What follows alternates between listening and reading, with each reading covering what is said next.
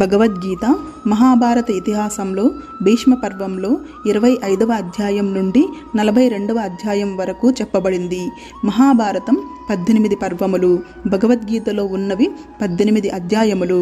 మహాభారత యుద్ధం జరిగినది 18 రోజులు. అందులో పాల్గొన్న సైన్యం 18 అక్షౌహిణీలు. ఒక అక్షౌహిణి అంటే 21,870 ఏనుగులు, 21,870 రథములు, 65,610 గుర్రములు, 1,09,350 సైనికులు. మన దేహములో 10 ఇంద్రియములు, 5 ప్రాణములు, మనస్సు, బుద్ధి, అహంకారం, మొత్తం 18. భగవద్గీతలో 700 శ్లోకాలున్నాయి. వాటిలో శ్రీకృష్ణుడు చెప్పినవి 574, అర్జునుడు చెప్పినవి 84, సంజయుడు చెప్పినవి 41, ధృతరాష్ట్రుడు చెప్పింది 1, మొత్తం 700. కొన్ని ప్రతులలో 701 ఉన్నాయి.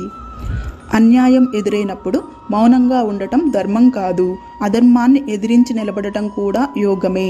చివరగా యుద్ధం రక్తాన్ని చిందించటం కోసం కాదు, నిజాన్ని నిలబెట్టడానికి జరిగింది. ధర్మం నిలబడితే ప్రపంచం నిలబడుతుంది.